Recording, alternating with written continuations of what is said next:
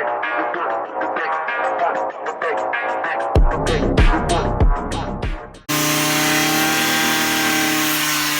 kami ng bakal.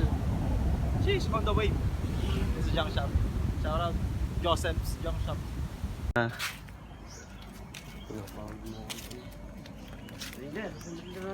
Valve. Uwihita na. 43 ano?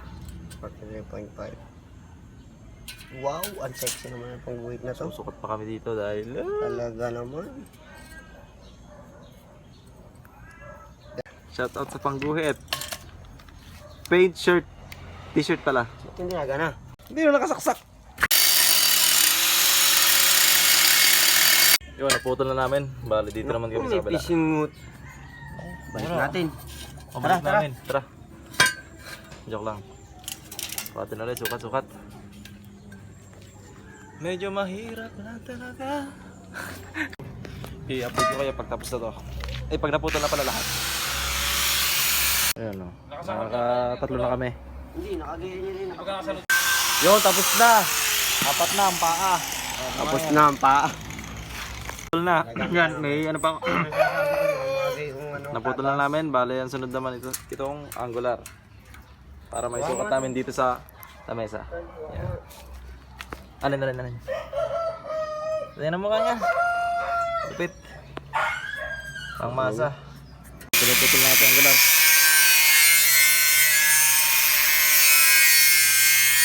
Babalikan ko ulit kayo pag tapos na. Yan. Medyo na-excite ako sa kalabasan. Sana maganda. Sana. Ano ba yan? Ganda mo ah. Uy.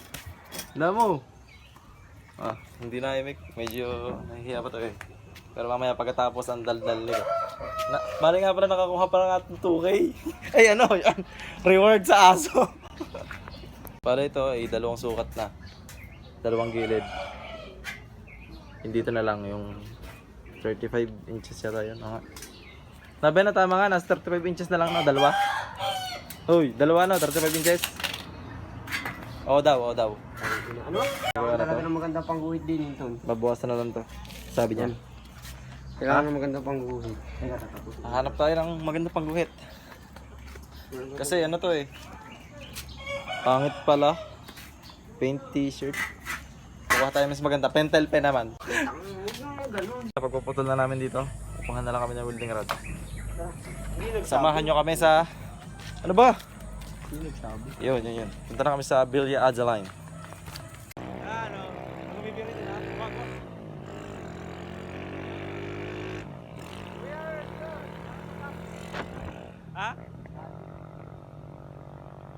Kukuha ng welding rod, mga tools.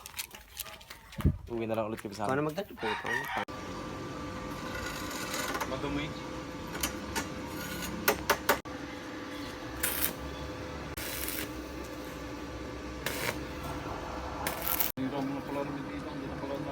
Namin ng paa. Bale, update ko ulit kayo pag nalagyan na namin ang apat na paa to. Okay? Hinangan ko lang ng konti tapos yung tatlo pa.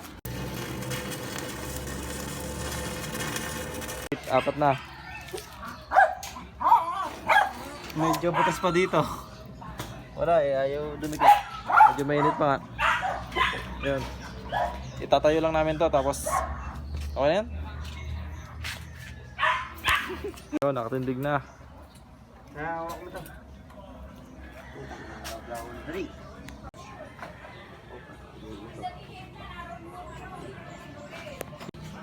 Buo na.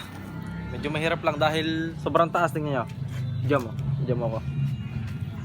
Sobrang taas. Baka hindi umabot yung ibang coolers dito. Kung ako nga 5'11", mahihirapan na.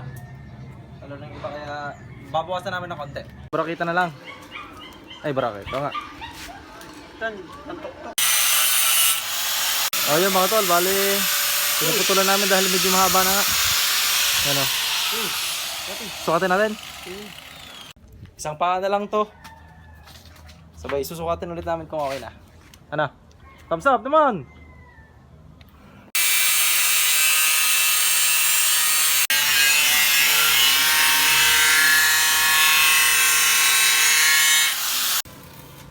Konti-konti na lang talaga, matatapos na. Sarap na din ang mata ko sa welding. You know? Ayos na yan. Pang! Bali ako nagtatabas nito. Yung siya is nag-rebuilding. Tapos nakabili na din ako nito. Ayan. Pang mating dito sa table. Oh, okay na. Lalagyan na lang namin ng cover to. Bali ako na ang gagawa nun. Ito kaya nga pala namin idiniretso dito. Kasi dito medyo marupok. Eh pag dito sa baba, idiniretso namin dito, welding dito sa dalawa. Ang tibay. Ewan ko lang kung kasi yung ibang nagkiking smooth, nalampas dito yung paa. Pero okay lang yan, pansarili ko lang naman to eh. Yan. Update ko na lang kayo sa bukas o mamaya. May dumayo sa atin dito. Pinakamahina ng LB to eh. Pero yan, kita nyo naman samang nila lang, di ba? Check up eh. Bali update. Baka bukas ko na ito rito o mamaya dahil binabalutan ko na. Pakita mo yung dumayo sa inyo. Samo! Ano yan? Baka ma-report ako. Teka lang, tama na. Ma-report ako. Makulimlim. Yan o. Mga... Yan. Bali ito nga pre is hindi ko pa siya babalutan talaga. Gawa ng... Lalagyan ko pa siya ng panturok dito. Tapos ito. Hindi ko pa din alam kung papabaratan ko na ganito na o... Yan. Kasi siya na sa sa uko. Or... Basta shit. Itim, tapos red.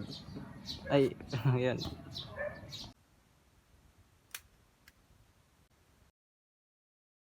Yun, tapos na.